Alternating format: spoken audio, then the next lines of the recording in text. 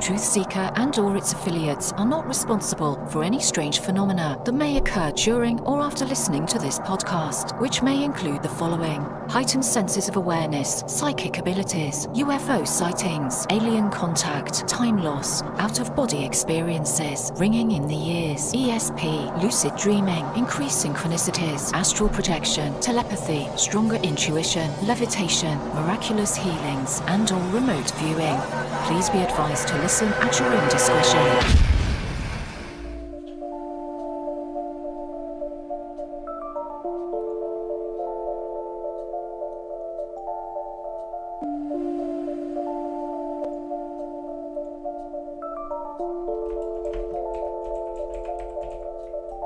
Won't you come and take me away? I just wanna be with you. Won't you come and take me away? To a place to walk on troubled seas, faith to stand when I don't believe. I just wanna be with you. Won't you come and take me away? I just wanna be with you.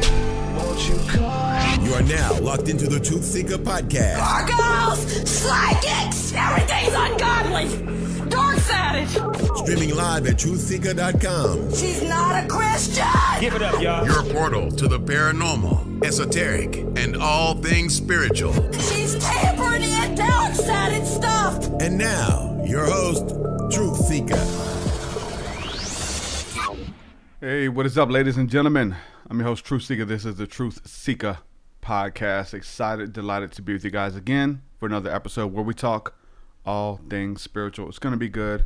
I want to give a huge shout out to everybody hanging out with us in the live stream, everybody on Facebook, YouTube, Periscope, Twitch, D-Live, no matter where you're listening, man. Shout out to you guys. And shout out to everybody listening to this after the fact on the podcasting apps as well. I think we have a lot more listeners on the podcasting apps than catch us live streaming. So, man, shout out to you guys. You guys are awesome as well. Huge thank you to everybody supporting my work via Patreon. This is a listener-supported, listener-funded show. Doesn't exist without your help. So I want to say a huge thank you for those of you who have continued to partner with me and bring this vision. You guys are co-creators with me and with this vision. So thank you from the bottom of my heart. If you'd like to support, go to patreon.com/TruthSeekah. There you get access to my entire discography of music, which is 200 plus songs, all the new stuff that I'm working on. You get that months before it's available to the general public. Bunch of really cool behind the scenes stuff. And you get access to jumping into the live stream with me here. So if you want to ask questions during the live stream for the guest or myself, you have the ability to do that. That link is on Patreon right now. You can go check that out. And I will bring you in towards the end of the show to ask questions and join the conversation. Also, our Thursday night School of the Mystics, which is what we're doing tonight. It's going to be good as well. You get access to that. And we'll probably be doing a live stream first and then having a hangout/discussion for everybody who wants to do that after the fact. So it's going to be good. Patreon.com/TruthSeekah. Check it out. My book is available. It's on my website, TruthSeekah.com. If you haven't had a chance to pick one up, make sure you do that. And if you can't afford it, you can actually get the audio book for free. There's a free link for a download in the description of this video or podcast, wherever you're listening. Make sure you take advantage of that. Worked hard on it. Without further ado, we're going to go ahead and jump into today's discussion. My guest today is Kim Chestney. Kim, welcome to the TruthSeekah podcast, my friend. How are you? I'm great. I'm so happy to be here. Thanks for having me. Awesome.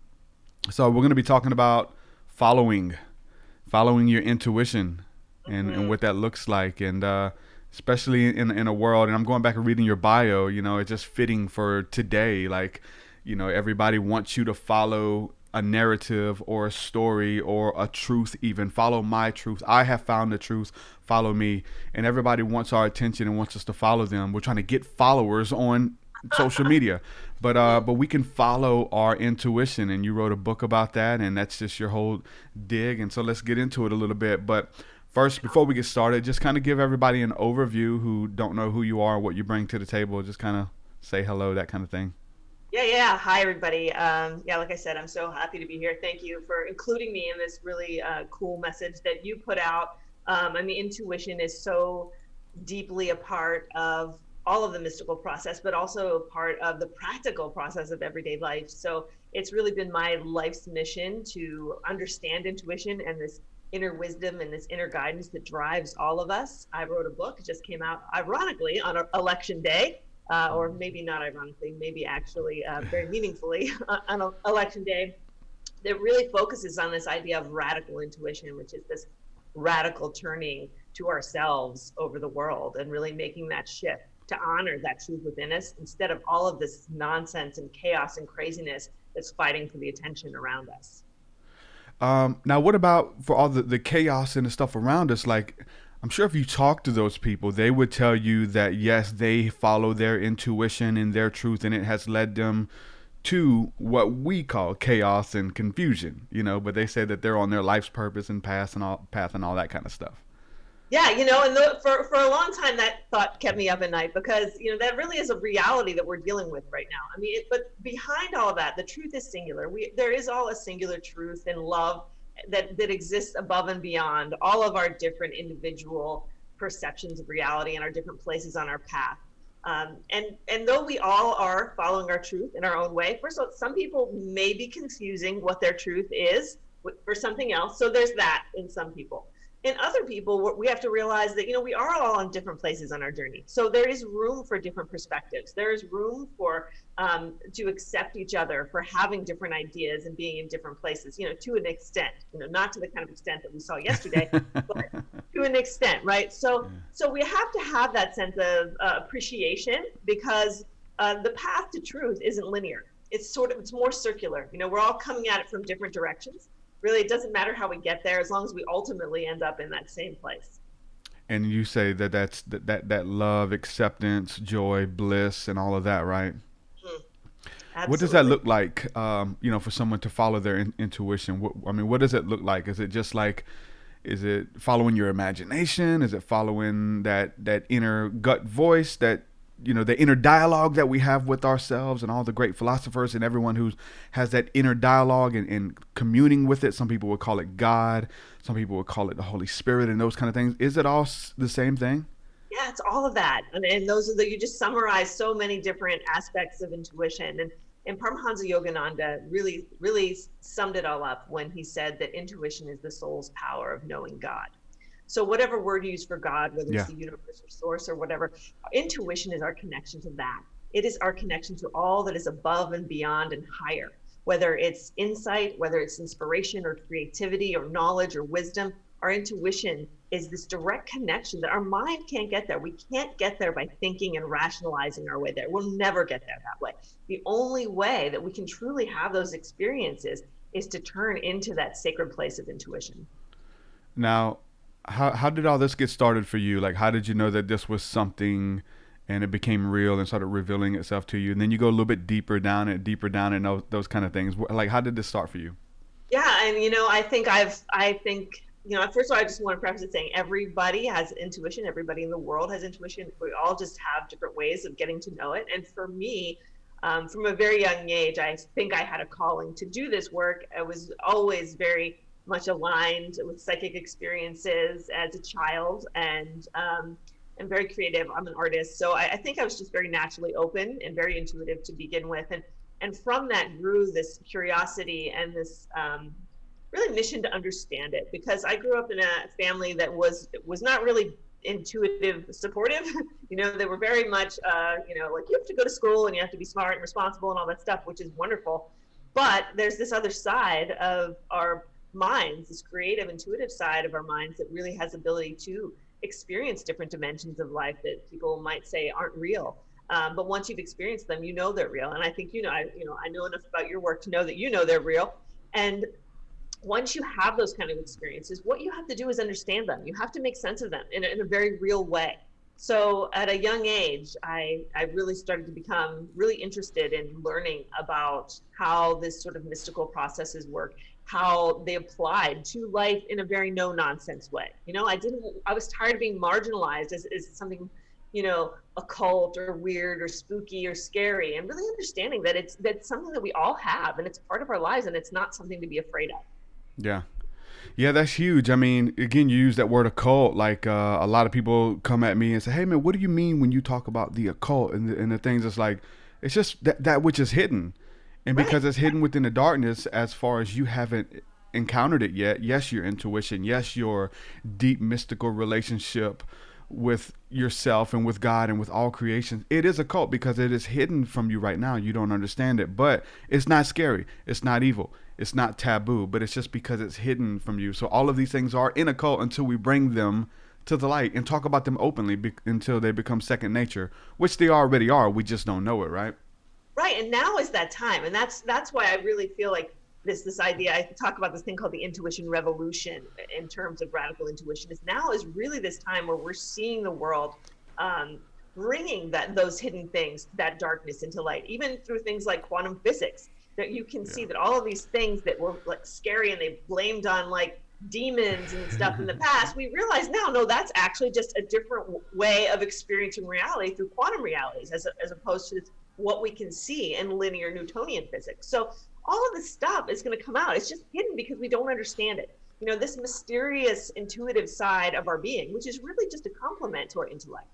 It's just the yin and the yang, the intellect and the intuition. It's two different ways. We have two sides of our brains. We have two different ways of knowing the world, knowing ourselves. And we've spent our whole life, our centuries, developing one side of our brains, and there's this other side that's just waiting here and is so full of potential and richness and deepness that we need right now as a world to come together and to be one and to experience things beyond these different divisive perspectives. So now is the time for this light to happen, and it's happening, and we're seeing it. We just got to feed this momentum.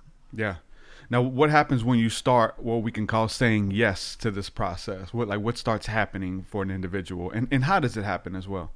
Yeah, so the more that you pay attention to your intuition, which is really just your inner guidance systems, those little nudges, those insights, any information, ideas, anything that comes from within, out of nowhere, right? It's not a result of your conditioning. People ask, what does intuition look like? Well, it's something that's pure truth inside you. It's not from how you were raised or what country you live in or any of that stuff. It's that pure truth within you. So it comes out of nowhere. It comes without reason. So when you start to pay attention to that and honor that and practice accepting that, I call creating a practice of insightfulness. We talk a lot about mindfulness, but we want to embrace insightfulness too. Let's listen to that inner voice. Let's listen to those nudges and that wisdom that comes from inside us. When we start living insightfully, the more that we do that, the stronger it grows. In the beginning, we might hear these little nudges. We've all had those little calling cards of intuition where you've thought of someone just as they sent you a message or called you on the phone, right? We've had those moments of quote unquote serendipity or coincidence that really is tied into intuition. And there, the list of that kind of stuff goes on. So it begins with those little calling cards, but as you start to honor them and look for them more and open to them and really set your intention on knowing yourself, extraordinary things can happen. And I think what I'm talking about, with whether it's simply just feeling a deeper connectedness to yourself and knowing your purpose and what you are, to really having higher experiences of reality and understanding new dimensions of reality with our senses, with our being in many, many different ways. And how do we go deeper into that? You mentioned, getting a practice. It was kind of funny. We taught you, and you mentioned serendipity, and we like to use the word synchronicity. Just as you was writing down, finding a practice, I'm writing down a question, spiritual practice, like at the same time. And it's those little things that I love. And for me, it's breadcrumbs from the creator of the universe saying, hey, you're on the right path, Absolutely. So are there like different techniques, I'm saying, prayer, meditation, reading, mindfulness, like are there different things that helps us to kind of kickstart that or to go deeper into it or facilitate more within our lives? Yeah. And I give, in the book, I give a lot of different practices that people can use. But the first step I always tell people when they really want to, reconnect and make that shift back within, the first step is always to slow down, to be still, be quiet. Whether you meditate or just go for walks or, enjoy a hot bath, whatever you need to do, just take time for yourself and be still because it's in those stillnesses that you can hear your intuition. Yes. That's where your intuition speaks, in the silence. So creating more silence, creating more time with yourself. That time with yourself is sacred.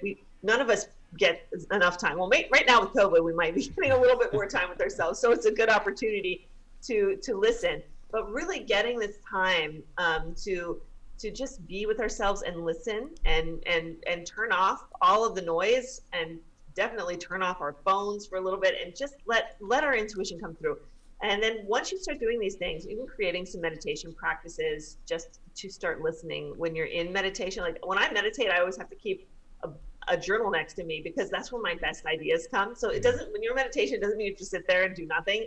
You can have insight meditations where all this stuff starts flowing in, and these ideas come to you. So it starts with this little process of reattuning in the silence. But then there's practices that you can do every day, and I go into really deeply in the book. But it's really just a lifestyle of tuning in to your body, to your mind, and to your heart, and listening to how they're speaking to you, instead of all of the conditionings and the ideas from the people and life around you. Yeah, that's huge. For sure. In every area, for sure. It's really huge. Things trying to get your attention and take your attention off of what really matters, I think, which is your calling, your bliss, your purpose, and tapping into the intuition and being led by that inner guidance, that inner GPS, is what leads you to that. I think in Scandinavian language, they call the gut feeling, following your gut. It's called the God feeling, following that God instinct. So Scandinavian's the word for gut, for God. And that's really interesting, to follow your gut. It's just that first thing, that yes or no. And you can feel it, right? So as far as like following your bliss and stepping into your destiny, for us, we talk about prayer, meditation, and all of these breath work. There's so much stuff that we can just keep adding to that, writing a journal. And I think for a lot of people who are hearing this stuff and they can activate it, like there's things that they can do to kind of turn it on. And, but at the same time, you said it's very practical. It is woo-woo. We love to add the woo-woo stuff into it, but it is very practical at the same time. I think all of our spirituality should be, if it's real, right? Right. So what about for the people who have kind of already stepped into this without knowing it, or knowing any, they're not doing any meditation, they're not doing anything to kind of cultivate or activate it, but they're just already living in that, versus the people who have to consciously turn it on? Because there's definitely those two types of people out there, right? Mm-hmm. They may not be spiritual at all, but they're already tapped into their intuition. Maybe that makes them spiritual. Right.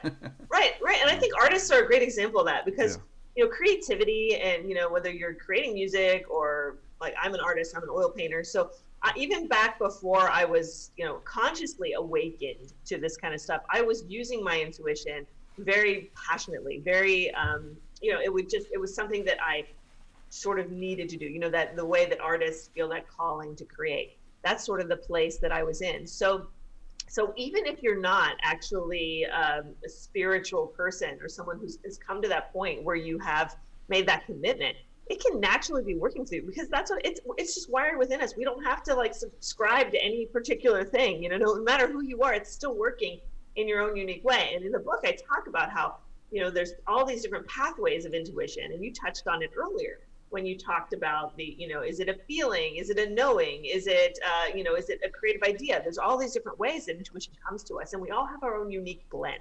So really it's about becoming aware and conscious of our own unique blend, and then how to level that up, how to open it up, how to amp it up, and really let it do these magical things for us that it wants to do, because it wants to tell us everything that we need to know. It wants us to take our best path. It wants us to fulfill our destiny. So we just have to learn to listen. So what's the difference? Because when you use the word radical, I come from the the church culture and stuff in my past, and you have regular Christians, and then you have radical Christians, and they were just kind of like above and beyond, and they were extra, if you will, Yeah. So when we're talking about someone following their intuition, but what is following your intuition radically? Well, this kind of intuition is extra, because it's not just looking at the woo side of intuition. So the way I understand it, we've been going through this sort of process of intuitive awakening in our culture over the last 50 to 100 years, where intuition's been growing in momentum. So the first early adopters were the woo community, the spiritual community, who started to say, hey, you don't have to be born a psychic with magical powers. This is something we can all do, right? Because back in the old days, it was like, you got your crystal ball and you were just some person who was born with magical powers. But now we're like, okay, no, we can learn this. This is a trait. This is a quality that can be developed like any other talent. So, starting to make that normal, like normalize this idea of developing our intuition has been growing and growing in recent decades. So now we're getting to a point, like my background's in technology. I worked for 20 years in technology. I've worked with some of the biggest tech companies on this planet.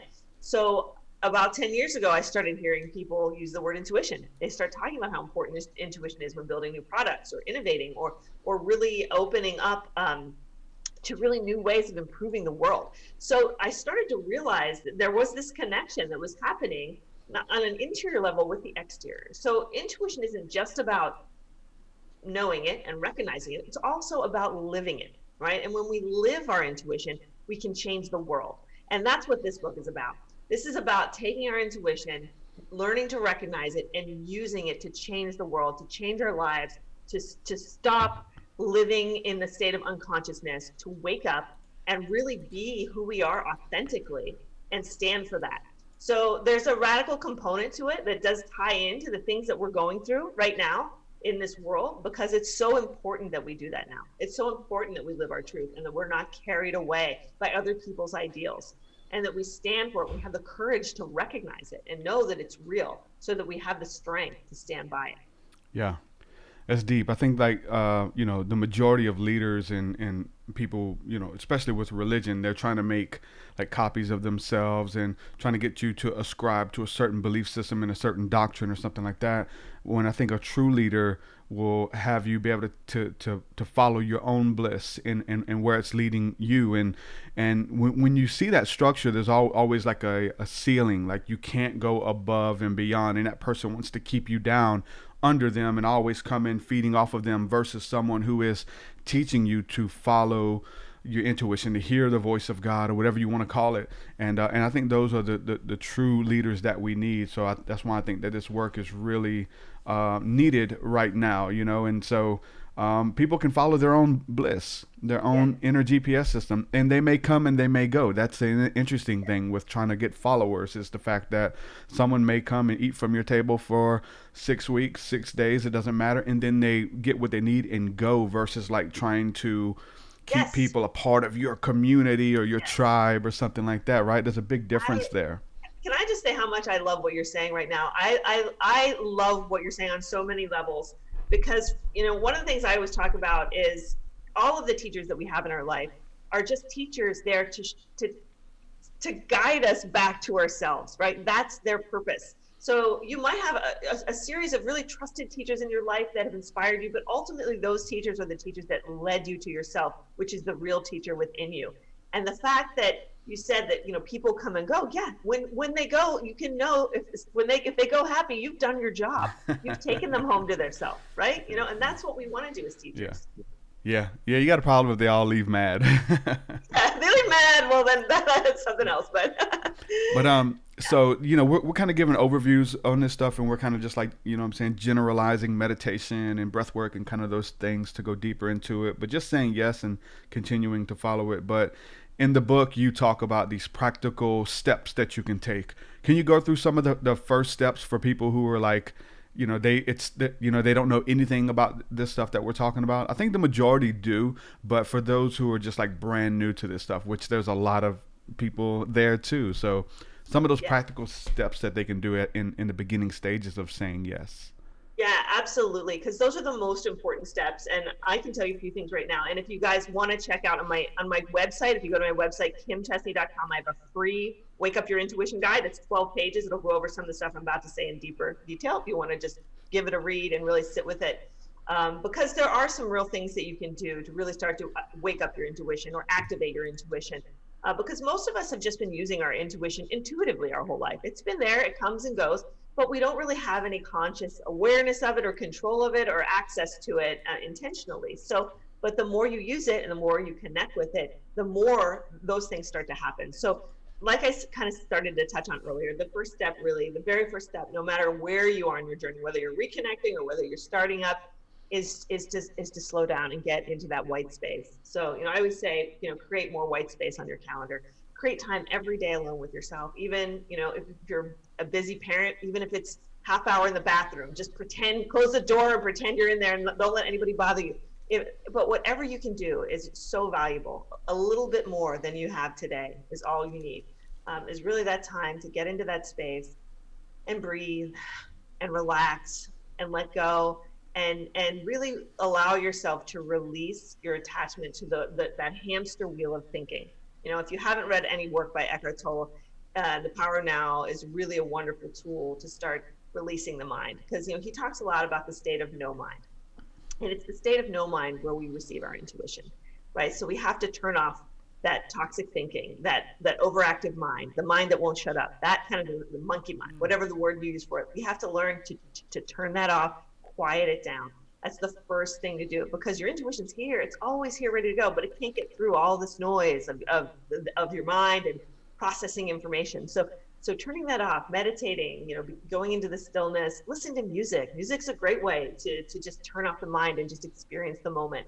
So getting into that moment and then starting to open in that moment. And there's a series of different meditations you can do to just open up. I have a great free meditation from Bhante Pimoratana, who's a Buddhist monk, who gives us an insight meditation where we can just open up to our intuition for an hour. And that's just a wonderful way to just to start letting these ideas and these intuitive impressions flow through us. And then recording them. One of the things I always recommend to people when they're starting up is to get a new journal. Call it an insight journal, Godwink journal, whatever you want to name it, a journal to record all of the little intuitive moments, and like we just had a minute ago, when you're writing something down and someone says the same thing to you at the same time, or all those little moments of synchronicity. Those are very powerful moments with intuition. And the more that you connect with your intuition, the more those moments will become real and increase. And in the old days, when I first started out my journey, that would happen once in a blue moon. And to me, it happens to me so many times every day. You know what I mean? I know you can understand. It's just a way of life now, You're in the flow, right? So you want to get into that flow. And the journal is a wonderful way, especially with intuition. It's so important, because a lot of things with intuition, you don't validate until later. And validation is a huge part of intuition. I have a whole chapter on it in the book.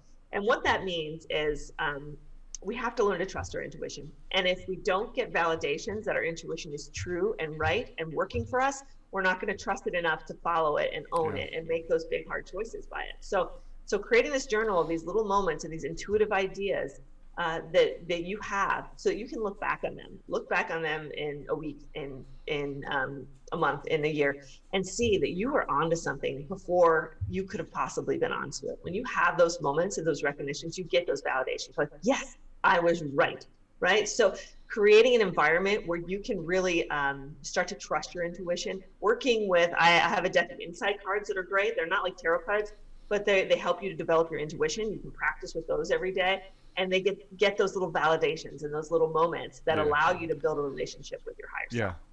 And so I know this is different, but they're kind of linked together. You talked about the psychic abilities and having those, what we call premonitions or something like that, or divine suddenlies, where you kind of, it's really eerie. So, the two kind of meet in the middle somewhere. Oh yeah. Like psychic ability is a byproduct of really our awakening. Mm-hmm. I think that it's very much tied into intuition. And my first book, The Psychic Workshop, that came out about 14 years ago. And, it's people hear the word psychic and they get freaked out, right? They're like, oh my gosh, psychic. But what we're just talking about, again, we're coming back to this ability to think in a quantum way. We're thinking instead of linearly, we're thinking in a quantum way, or able to access information beyond time and space, outside of our perimeter in this moment in time. So I think eventually we're going to realize that there's nothing that weird about psychic stuff at all. It's, again, just a part of our nature, and that we can use it as long as we open up to it, and it's just a part of what we're meant to know. So these moments, these psychic moments, when you have those premonitions, or you have those dreams, or you have those knowingnesses that you get when you have no way to know them, those are really powerful exclamation points from our intuition. Those are moments that are gifts from our intuition, revelations from our intuition to remind us that there's more to life than the senses around us in this world we see. So when you go deeper into that, and it gets weird. It gets really weird. Like, hold on, who knew that I was thinking of that? So for me, we call it God, this intelligence, like a creator, something that knows what you're thinking, and that you have a relationship with it, and it not plays tricks on you, but makes you laugh and catch and reminds you, hey, you're not alone, and those kind of things. Like, it's weird to go deeper into that, because that's even a deeper level. Like, hey, hold on, like something is communicating with me. Is it my higher self community? You know, we get to the bottom of that, but it gets kind of strange when you're like, hey, nobody knows that I knew that except me and whoever or whatever is watching me and created me or something like that. You had those moments, because you know some of the stuff is just in passing. Oh, that was cool. Synchronicities are cool, but some of it at some point stops you in your tracks. Hold on, what is happening? And it's interactive. This life, this journey, consciousness, and it begins to get a lot more fun, if you will. If you had that like epiphany, like, hold on, and then you try to communicate with it. You know what I'm saying? And what is it? God? We call it God. I think that's an easy word. It's the all, you know what I mean? It is consciousness, collective consciousness, us tapping into it, getting deeper and stuff like that. But how would you talk about that a little bit? That knowing, like, hey, almost like the Truman Show. Truman Show freaks out a lot of people because hey, hold on, something's watching me. For me, I'll call it God, right? It's just easy. But what about you? Like having that epiphany? Yeah, and you know, I've had those epiphanies, the same kind of things you're talking about, especially as a young person. And it was scary as a young person because I didn't understand it, and we didn't have the internet back then, so I had to figure it out on my own. Go to read a lot of books at Borders and stuff. But the reality is, when you have an awakening, and the way I like to look at it is, you know, I think of it in terms of vibration. That you know, when we start to wake up, we raise our vibration, we shift our vibration. And when we shift our vibration through consciousness, through waking up, we're able to perceive other levels of vibration that we weren't when we were in a sort of unconscious state. So when we're more unconscious, a lot of us, I talk in the book about, excuse me, the 3 levels of intuitive consciousness, which is sort of unconsciousness, consciousness, and higher consciousness or super consciousness, right? So most of us spend our life in sort of this interplay between unconsciousness and consciousness. Like, you know, we're not like, I don't mean asleep unconscious, but I mean unaware, right? We're not able to detect the subtleties of life. We just kind of go about our day thinking about, you know, what we're going to eat for dinner and watching TV, right? So that's a level of unconsciousness. So when we start to wake up, we realize, okay, there's more to life. There's something else going on here. There's something more magical and wondrous in life than we realize. So then we start living in that place. But then once you get to that place, you've already shifted your energy. Your energy is higher. And then suddenly you start to find yourself able to interact with these energies that are even higher in this superconscious place, in this impossible place, into this mystical place. And then, you know, for everyone, it's different when you get to that place, but there's an intelligence in that place that I call my higher self, which I like to look at it as the part of me that knows everything. Like, I kind of look at it like, you know, God's like everything. And then there's me and my little ego consciousness right here that's like sitting here in my house in Pittsburgh. And then there's this part of me in between those things, right? Which is where my intuition flows. And this higher part of me that connects to that all-knowing God and truth and love and wisdom and bliss and joy and all that stuff that knows everything. So when I pull a card out of a deck, that part of me that knows everything knows exactly which card to pull out of that deck, right? So it's not like I have like an angel sitting on my shoulder, like picking the card for me. It's me. I know that. It's because I have access to that. There's a part of me that has access to everything. And that's the part of me that knows when my friend's going to call 2 seconds before they call, right? Or the part of me that knows that I can't trust that person I just met, even though they seem really nice, right? So that's tapping into that, right? Yeah, I get that a lot. Right, and that's how you gotta trust that, and because that's the best form of knowledge, and it's so easy. It's right there for us if we just listen. It's weird because, you know, when you feel that the intuition, a level of discernment, even about an individual, you can tell their motives, you know, and we are getting into the psychic stuff, but just feeling, you know, dealing with your intuition is learning to feel and how you feel, which is You know, we're talking about ESP, extrasensory perception, you know, being clairsentience, being able, clear sight, clear seeing, clear knowing. And that is that inner knowing. Inner knowing is following your intuition, and it is you get good at it, you get better at it, and it starts with small things, but you get trusted with more. Is very strange though, because like when you pick up stuff and you kind of think that everybody gets it too, you're like, yeah, I don't trust that person, because you can feel anger coming off of him, even though he looks the part, he looks great, but this guy is bitter. He doesn't even believe what he's telling you. He's making it up on the spot.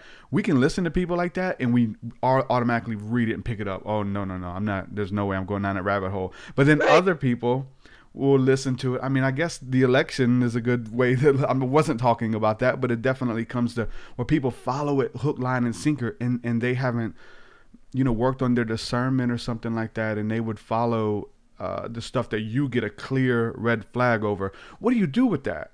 Do you tell people, hey, stay away from them, I got a bad feeling? Or do you just hey, I'm kind of giving you to the sharks if I don't tell you? Like, what do you think that we should do in that? Because at the same time, going back to the beginning, there's people who would say that about the political system, and they know deep down that, I'm going to use Trump as an example. Trump is a good guy. They know deep down he's for the people. But then somebody like me would say, okay, hey, Trump is one of them. Do not be fooled, guys.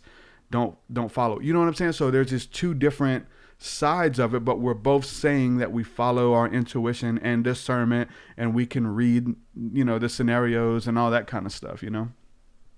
Yeah. And, you know, I've had some really deep conversations over the past, you know, couple of months about this, because I think we're so polarized right now as a country, and it's really hard to, you know, say, okay, how are half of us wrong and half of us right, and how do we integrate intuition into this whole mess when, you know, we all should be really talking about the same thing underneath it all. And I think that that's what the answer is, truly, is that, you know, it's not a black and white situation. It's a very complex situation. You know, there are good things about Trump, you know, even though there's some really awful things about Trump, but every human being has some good things. And, you know, the people that follow him, they focus in on certain things. Those are not things that resonate with people like us who are, I don't know what your political beliefs are, but, you know, for people like me, because that's not my path. But there are people out there that you know, what is our role in it? We have to follow our own intuition to find out what that role is. There might be a time when it says, okay, we have to let them figure this out on their own. But then there might be a time where we have to stand up and say, no, this can't happen. You can't do this, or you have to stay away from this person. You can't participate in this, right? So that's where it comes to, in a play-by-play moment, we have to be so attuned to our intuition that we know when the time is right to, you know, to stand up and say, you know, this is a do or die situation. Yeah, it's huge. And we got to be careful too with, you know, getting those feelings and those intuitions and speaking them like they're truth, because you could be dead wrong. And just, I don't know if you know much about this, but there's this, I'm still in some of the Christian circles and stuff, but there's this thing where all of the so-called new thought Christian prophets, they kind of say what they feel God is saying for this hour.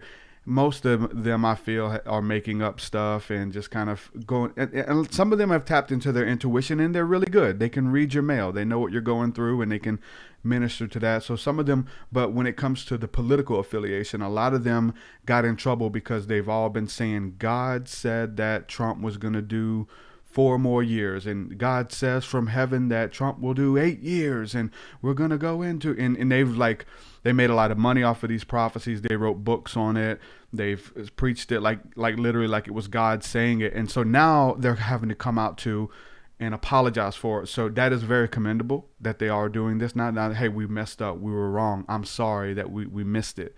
So shout out to those people who are saying that. But you see what I'm saying? Like, we have our own belief systems, you know, or our own narrative that we're reading into sharing this intuitive knowledge that we know from God or from source or from deep meditation. That is not right. It was right to you in your scenario, but as far as reality and the way things are, you were very, very wrong. And all of us can do that. So I think that's why we got to kind of be careful with pointing fingers or speaking that this is absolute and those kind of things, right? Right. And to speak to that, I mean, you hear about this term having a God complex, right? So we hear about these people who go out and it can happen. And this is one of the things why it's so important to really recognize genuine intuition, because a lot of things can flow through us. Rage can flow through us. Anger can flow through us. You know, these feelings can flow through us, and people can mistake those for intuition. So there's a lot of voices in our head. There's a lot of feelings inside us. And the trick is to know that true north of our intuition that is beyond feelings and beyond rational thoughts, right? So we can get carried away on a feeling. We can get carried away on a feeling about Trump and think we're preaching the truth. But it's just a dump of feelings. You know what I mean? There was I was working at a job years ago, and there was this lady in the church. Me and a buddy of mine were working, and we went to Waffle House for lunch or whatever. And we go to Waffle House, and we're sitting across the table from this lady on a date with a dude, and we know the lady. We go to church with her. We're close to her. We're actually working with our family member, and she was on a date with another guy at this restaurant. And we're like, oh my God. We're like kind of like freaking out. Oh my God, you see this? What's going on? She's out here. She's, you know, running around on her husband and doing all this stuff. And we just knew deep down. Come to find out, she had a twin.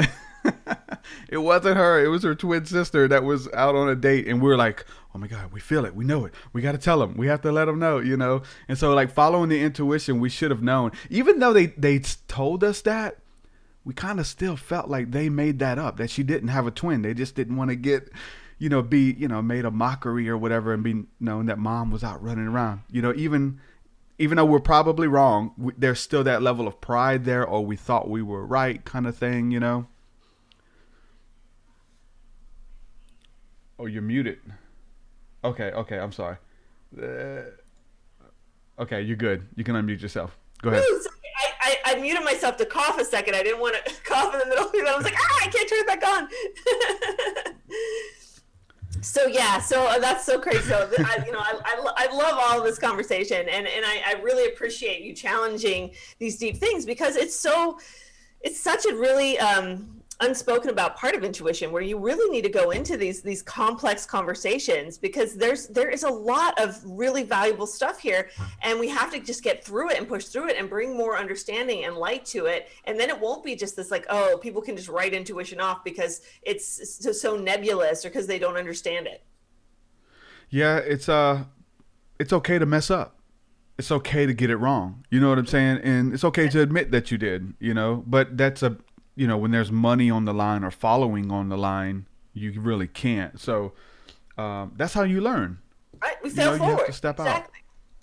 You have to step out. You have to mess up and get it wrong, and then you learn next time. Hey, hold on, let me not be so quick. If it's true, it's gonna linger. It's gonna prove itself. That kind of thing, that feeling or whatever. And I've seen a lot of that over the years, but I have also been a part of like getting it right. You know what I'm saying? For other people, but definitely for myself, you know, and following the intuition, like you said, like the way it comes to you in those times of being quiet and getting alone. And one thing I talk about a lot is like getting quiet, but finding something where your subconscious is free to roam. And that is in the stillness, that is meditation, that is breath work, prayer, and those, because you're like making it a point to do that. But driving, for me, cutting the grass, jogging, doing something to where like you don't have to use your brain too much. You're just kind of like on autopilot. Okay, I drive this route every day for 20 years or 10 years or whatever. So your mind just kind of like is open to receive new ideas from your intuition and things. And so writing that stuff down, but there's different ways to receive, just like in your day to day. I think once you're tapped in and once you're mindful of it, you get all kinds of stuff, right? Yeah, I mean, how many great ideas have you gotten when you were in the shower or when you were driving to work in the morning? Because like getting in that autopilot place, that's when you just zone out. And that's what those epiphanies come in. You know, even like Einstein talked about that. Einstein was one of the biggest advocates of intuition out there, you know, and it was like a bajillion years ago, and he was a scientist.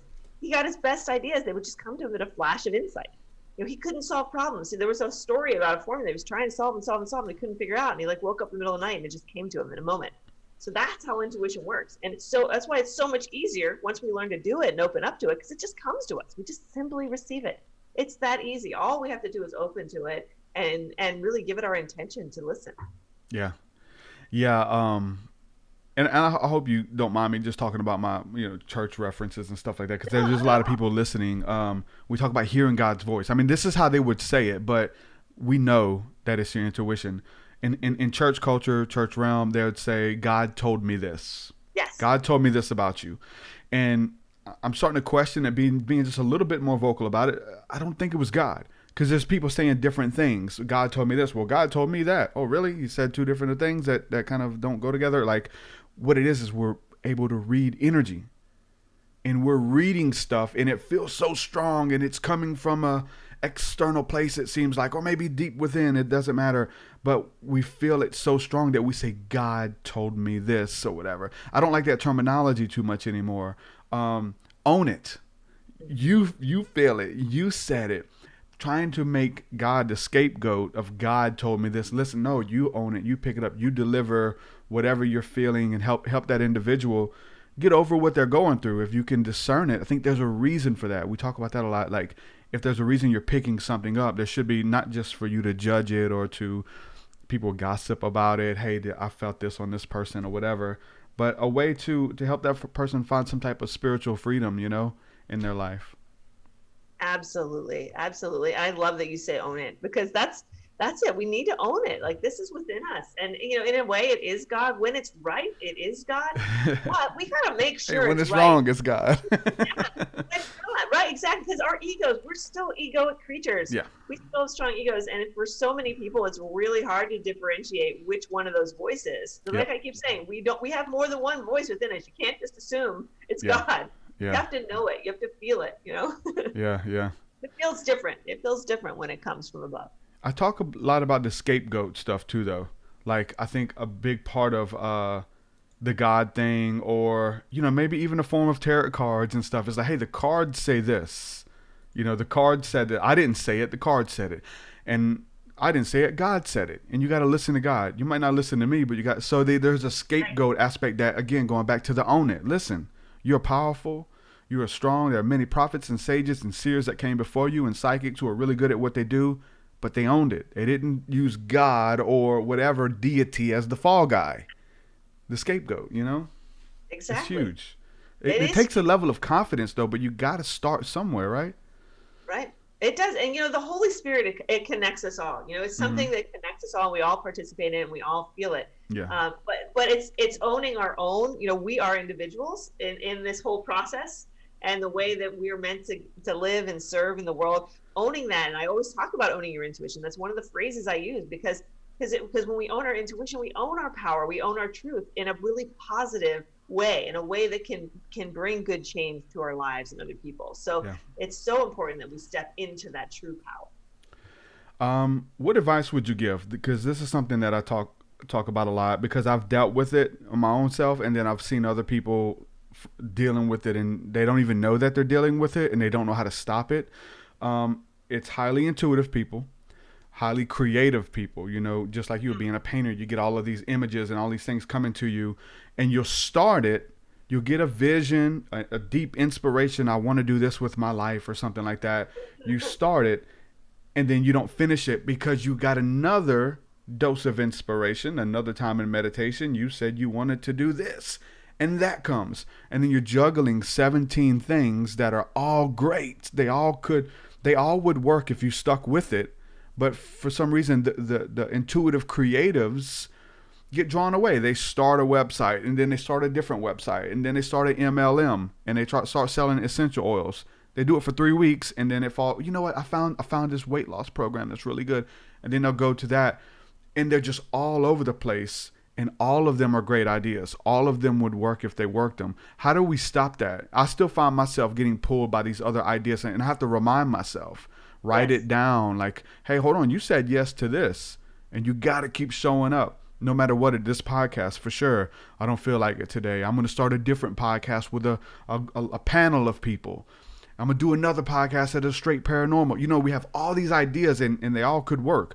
I don't think there's enough time to really work them, or maybe we can schedule it somehow. But because of that, the first thing that you started gets put on the back burner, and nothing that you do succeeds because you keep coming with it's almost like a curse for some people because they have not been able to rein it in and be able to control it. Have you noticed that? Oh yeah.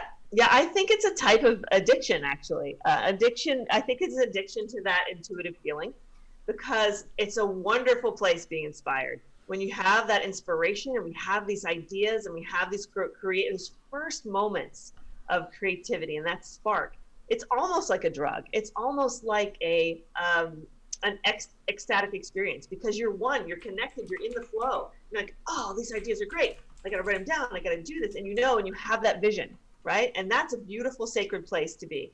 But the problem is the next steps beyond that are not quite so much in that space because now you have to do the work. Now we have to go out there and we got to do the icky stuff. We've got to do our homework. We've got to, you know what I'm saying? Then it gets real, right? So we got to push through it. Things get uncomfortable. We have to, work hard. And not that we have any problems with working hard, but sometimes. Some of them do though. That's probably the hang up for a lot of them. Execution. Yeah, execution. It really is execution. And I think it's the difference between idea and execution. It's wonderful to live in that idea space. And I am as guilty of it as anybody else. If you look at what I have going on right now, I've got like a whole list of ideas. And I'm just bopping around from idea to idea. But then you got to get to that point eventually where you're like gonna pick. Your intuition is calling you. You got to listen to what your strongest calling is there, and where the doors are opening. So that's a way to stop that, is to listen to what doors are opening for you on the outside too, right? So you have all these different things. Where do you have alignment? Where's the most alignment? Where's the strongest alignment? If someone asks you like, oh, maybe I should do this podcast, and then suddenly someone sends you like a free podcast course. Well, maybe that's the universe giving you a green light that you need to just keep going deeper into that, right? So I totally get that. I've experienced it myself, and I think a lot of people deal with that because it's so wonderful to be inspired and creative, but we do have to balance that yin and that yang, those two sides, with that hard work, with that inspiration. Yeah, you're 100% right, for sure. I'm with it. Got to continue to speak to it though, because it is a thing. It keeps coming up for us and for others, Richie, man, welcome to the show, bro. You got a question for Kim? Hello, many thanks. Yeah, gratitude for your sharing, Kim. I really appreciate the resonance that you're embodying. Oh, thank you, Richie. For sure. I was curious if there were, in your perspective, like layers or levels of intuition, or if it's a gradient, or if it's like a static thing. Just kind of opening that box. But many thanks. Oh, wonderful. That's a great question. So I do feel like, there are different, maybe different vibrational levels of awakening when it comes to intuition. I think we start out in a place where, we're all born with intuition as children, and we have very vibrant intuitions, actually, most of us, when we're young. And society's kind of like banged that out of us as we go to school, and then we learn, how to learn a certain way in school and how to not learn another way with our more creative side. So I think we're conditioned out of our intuition. So it's really pushed us down into more of an unconscious or subconscious level throughout life. And so it's one of the things I'm trying to struggle to change, because we need to start with the young people now and encourage intuition at a very young age and just foster this so they don't have to reset like most of us have to at our age. So I think then once that awakening happens, I think gradually the more you open to your intuition, the more you use it, the stronger it comes, the more it opens. I've been working with intuition for over 20 years, and I am every year I'm in a different place than I was the year before. So wherever you are in your journey, you're going to continue to go further. You're going to continue to open up further. And I don't know what lies ahead. I keep pushing myself because I want to push these boundaries and see how far we can go. But, as far as I'm concerned, the sky's the limit, and we have this potential to do so many extraordinary things with our intuition if we just stick with it. Nice. Thank you for answering my question. What I got is that there's a range, but there's like no cap. There's no cap, as far as I can tell. Kind of perspective in the person who's making the journey or the quest or the seeking, if they're ready for teaspoons or tablespoons or ladles or shovels. So exactly. And that's up to you, and wherever you are, you just take that next step and let your intuition guide you where you're meant to go. Awesome, Richie. Thanks for the question, bro. Andrew's with us. I think Andrew has a question as well for Kim. Hi, Andrew. Hey, Kim. It's been a great conversation. Here in the car, about to run to the gym, so I'll shut that all down. But yeah, I just wanted to tap in and say thank you for sharing your story and all of the insight that you've shared. My question is, over the last 10 years or so, 2011 was kind of the last normal year for me, right? 2012, it just kept going more and more and more stimulated to where it's just like, how do I get my next dopamine hit? And how many can I get in 1 minute? And really, as I'm starting to be aware of that, and I've started to go within and just take 15-minute meditation practice, an hour-long yin yoga class, these things stop me from, hitting the phone, hitting the laptop, hitting the TV, hitting the video games. And I've become obviously more intuitive. And so I just wanted to take your take on the last 10 years and how overstimulated we really have, to where they can really ping us anytime and tell us to put these on, or whatever. And how you personally kind of handle your digital life and stay more intuitive. Such a great question. And I think one of the reasons that intuition is becoming so important right now is because it is that counterpoint to be living in this data saturated culture.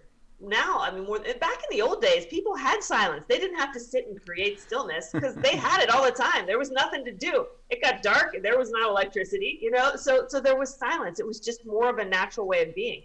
But now, the first time we get a second of stillness, we're on our phones, or we're turning on the TV, or we're doing something, right? So I think what you said is so important, especially over the last 10 years, that intuition, making this reset to our intuition and to moving into that place of stillness and mindfulness. There's a reason why it's resonating so much now, because we need it now more than ever. So for me, I set boundaries. Like I say, I'm going to do my social media between, like for me, I do it in the morning. Like I'll have between like 10 and 11, I'll sit down before I start my day. I'll do all my social media, and then I'll check it like maybe on my lunch break, and maybe because it's part of my job. So I have to stick with it regularly. So I try to create boundaries of certain times that I'm looking at. So I'm not tempted just to always be there, like just whenever I don't have anything to do. And that's really been helpful. And sometimes on the weekends, I don't look at it all, or I'll take a tech-free day. And like this year on Christmas, we did tech-free Christmas and just had a whole day with no technology. And it was glorious, and you don't realize it until you have to go back to the technology. It's like how nice that space is, and how that nice it is not getting sucked into those conversations that you don't want to get pulled into, or that dialogue, or that noise, or that agitation. And then really also unfollowing people that don't bring you joy, like Marie Kondoing your Facebook page and your Twitter page or Instagram. When you get into that place where you only keep things there that uplift you and make you feel connected and better, and really allowing it to be something that feeds you instead of drains you. Yeah, absolutely. I very much agree with that. And I think that the main hits come when we hit these days where we're just flooded. I mean, Yahoo News probably hit my phone like 15 times yesterday. And normally it's like once a day. And so I got that on to see what's going on. And, then I hop into Facebook and it's flooded. And then I hop into Reddit and it's flooded. And I'm like, hold on, let me just take a break from all this, because it really is just a hit. What's going on? What's happening in this story now? What's going on now? And then I catch myself doing that. And really what these are doing is creating judgment for us. Mm-hmm. And as soon as we have anything that triggers a judgment, we, can't be intuitive at the same time, in my opinion. I agree. So as soon as I catch myself judging, I'm like, hold on a second. Let me just close my eyes and take a deep breath, because then I can actually, okay, well, you're supposed to be journaling right now anyway. So just pick up that journal and shut that phone right off.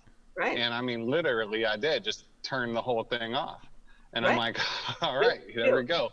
That's off now, and now I can just go back in, get all my goals written on paper, and, then, journal about what I'm feeling about this, instead of, hitting the social media like I almost did, hitting the friend's post with, all right, here's the meme, here's how I really feel, which obviously sparks judgment in them. And then, that's exactly why we're divided as a country, in my opinion. Yeah. Exactly. And, that's part of the whole process of, some might even say that there's been a sort of, over the recent centuries and culminating with now, all of this has really been, all the things that are happening have been an intentional act to pull us away from our intuition, to pull us away from our stillness, because it's almost like all of this stuff is put there, and that's our temptation, and that draws us away from ourselves. And the more they can draw us away from ourselves and into this cycle of karmic, karmic news, karma, whatever you want to call it, all that stuff is taking us away from our peace and our truth. So that's why when I talk about this idea of radical intuition, I mean, it's a radical thing. The most revolutionary thing you can do is be true to yourself and just tune all that stuff out and not let it even affect you, right? And not let it draw you in. That's a huge shift. It's a huge shift in our life, in the way that we live it, and our relationship to God and the universe. So our intuition's calling us. It's calling us back to ourselves and back to our true, spiritual being. And the less we are drawn away from the noise of social media and the news and everything that's happening out there, the stronger our connection will grow within. Yeah, that's good. One thing that I know Andrew posted in our Discord chat was about how, like, even TikTok, like, turn it all off, like TikTok.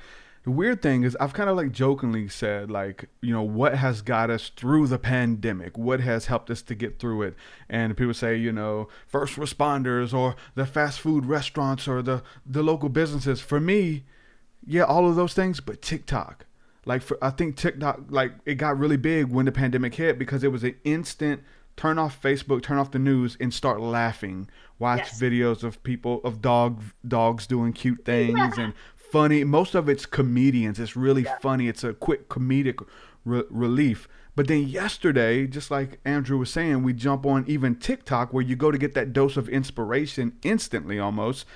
Every scroll, like, TikTok had become real political and like this weird agenda that, it's sprinkled throughout TikTok, but you got to kind of like those videos to see it. And like every scroll was about this doom and gloom and all of this kind of stuff. It's like, wow, they've even hijacked this one little thing that has been a dose of inspiration. Now that is preaching doom and gloom now too, Yeah, it's so funny because I was doing the same thing. I was just like, I just want to feel good. I want to just see something. I'm looking through TikTok. I was like, just give me a laugh, right? And I was just like, oh, you can't get away from it. It's everywhere. Yeah, it's crazy.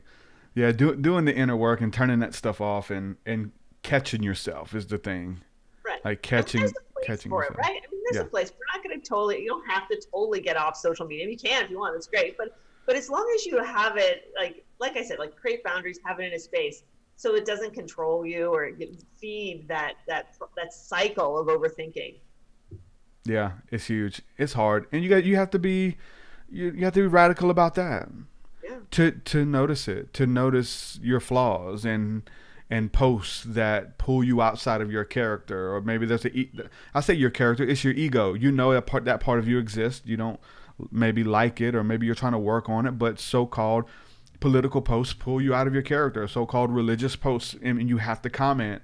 And I did even 3 posts last night, and a lot of people were liking it. A lot of people would even I know I would lose friends over just giving an opinion on the political stuff. And I have an opinion, a very strong opinion, but I've made it, I try to hold back because I know that it is so, I know that is created to, at least my truth is that's created to divide us, and it would split my audience right down the middle. And that's not the fight that I want. Like, that's not, you need to choose your battles wisely.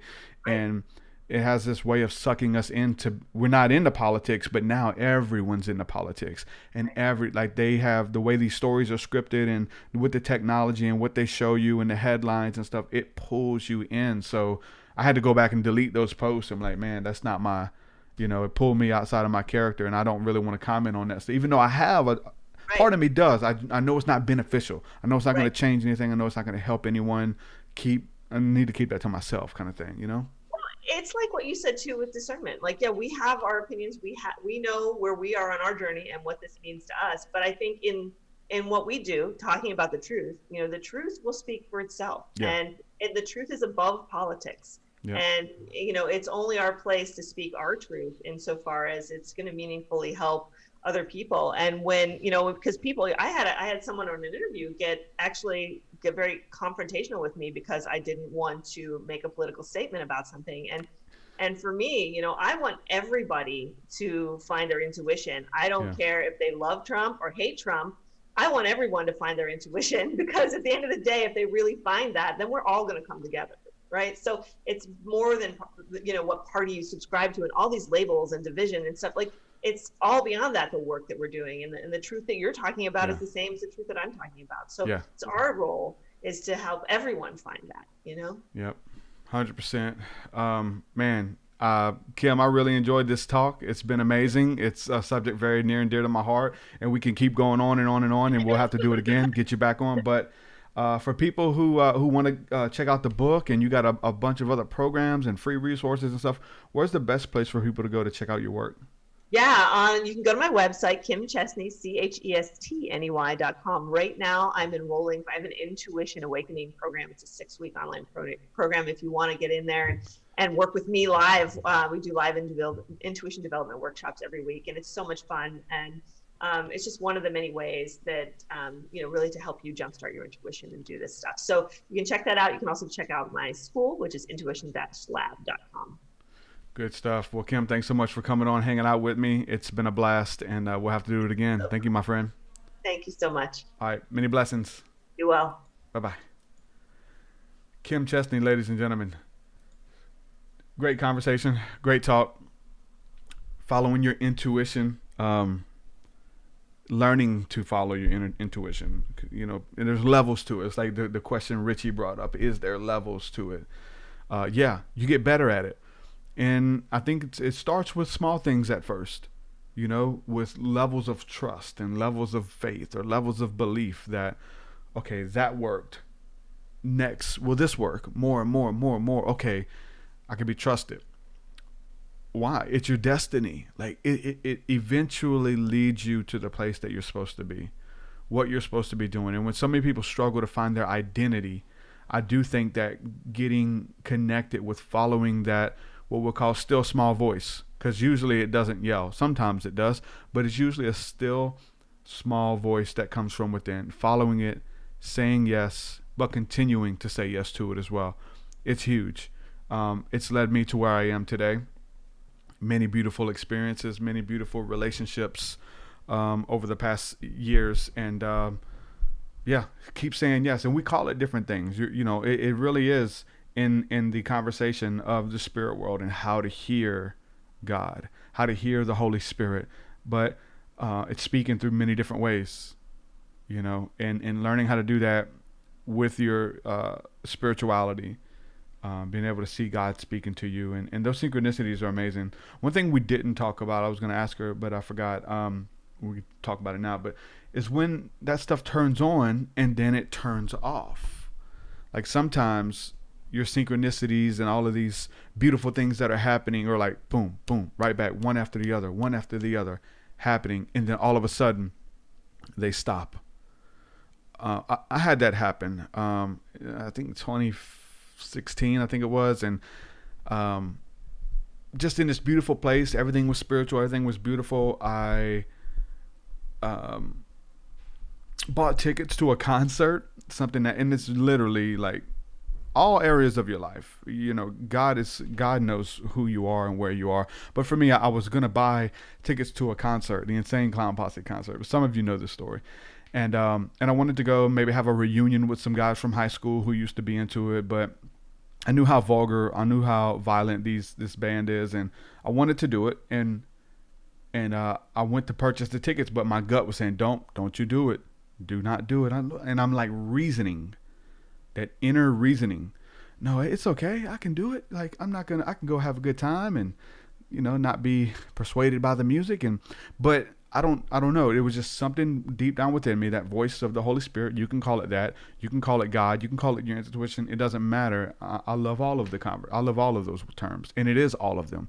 It is the Holy Spirit. It is God. It is Jesus. It is the Archangel Michael, whatever you want to call it. But your intuition is speaking to you. All of those are personas and archetypes that we need to communicate what the hell is happening. But I've had this really deep feeling not to do it. And literally, I went against my own intuition, my own inner judgment, and I bought the tickets. And as soon as I clicked buy and bought those tickets, I felt a disconnect. If I'm being led everywhere by the voice of the Holy Spirit that speaks through your conscious. That's one of his that's one of his attributes, is that he would teach you and lead you into all truth. And when you're being led into all truth and then you turn your back on that, it's like, hold on, you're begging to be led by the mysteries and the intuition and the beautiful bliss of the Holy Spirit. You're asking to be used and to be guided, but then we guide you and then you say no, you do your own thing instead. you're sinning against yourself. And that's what I did. As soon as I bought those tickets, I felt a disconnect. As soon as I did. And the concert was like 2 weeks later, like 2 weeks from that time. And all the way up to it, I knew I was like, I probably shouldn't go. Shouldn't go and whatever. But I went anyway. And I felt disconnected.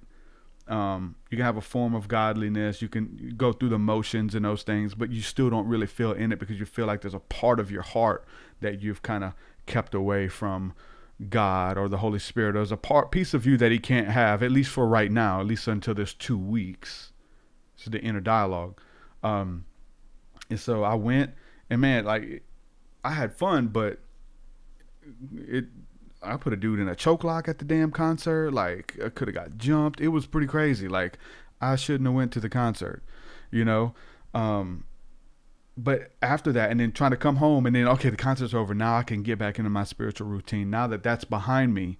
But then trying to get back in after having that 2 weeks of like just doing whatever you wanted to do. And it was hard.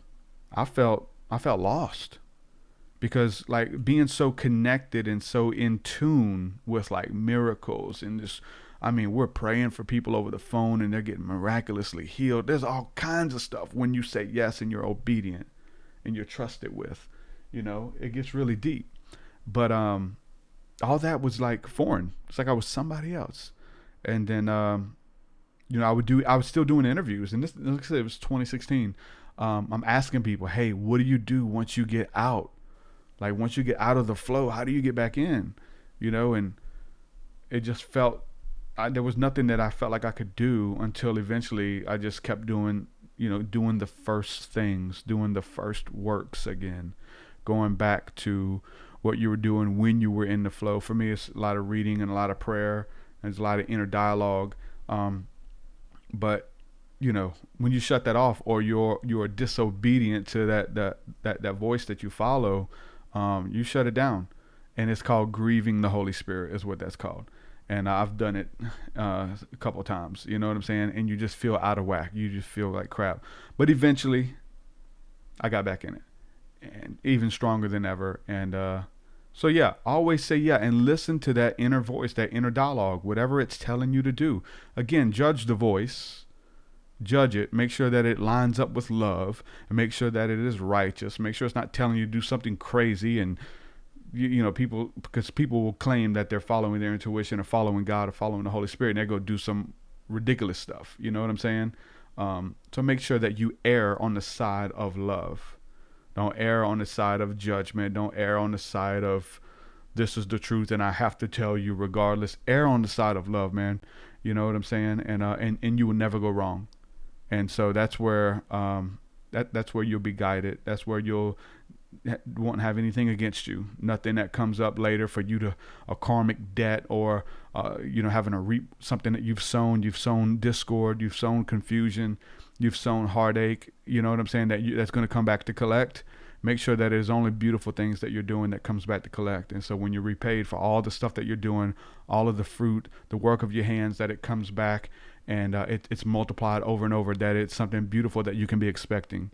So err on the side of love, continue to do love, continue to bless, continue to help. This is a learning thing, and we won't really learn or grow unless we're open and honest about those situations. Like, I don't like to even talk about that. It's part of the ego that would say, hey, don't talk about it. People are going to think less of you, or they're going to see the chinks in your armor, and whatever the case is. And so even that voice that is saying, no, don't do it, when you know that it is truth, that you know that it is beauty, and there's something telling you not to, identify that voice that's saying no. Identify the voice that's telling you to quit. Identify the voice that's telling you to leave your family. Identify those voices that are trying to tell you and pull you to do bad things. It's okay. Like, learn that voice. Jesus said that my sheep hear my voice, but a stranger's voice they will not follow. You have to be able to learn and discern that stranger's voice that's trying to call you and pull you out of your character, to make you say and do things that we know that the true you would never do. And we're going through levels of healing. We're going through levels of being trusted and being used by the Spirit. And there's things that you got to get rid of. There's things that are in you that the old you would respond to, that you can't take with you to the next levels. Let it go. Be refined by the fire. Say yes to the process, and watch the amazing things that God will do with your life, man. With that, I'm going to say peace and shalom, man. We're going to be doing the School of the Mystics tonight. We'll be getting into some prayer, into some meditation. Much needed. I think we all need it. I need it. You guys need it. It's going to be good. So make sure that you join. If you're a patron, you get access to that for the back end stuff and hanging out and all, asking questions and being able to come on the stream and all that kind of stuff. But if not, we're going to go live with it because I think that, there's a lot of people who need it right now. So I just want to make sure that that's available and not hidden behind like a paywall or something. So we're doing live stream prayer tonight. It's going to be good. I love each and every one of you guys, man. Thank you for believing in me. Thank you for partnering with me and sticking with me. It means the world. With that, I'm going to say peace and shalom. We're going to do it again. See you guys tonight. Peace, peace. Your way so much higher than mine, so much higher than mine, so much deeper than mine, so much deeper than mine.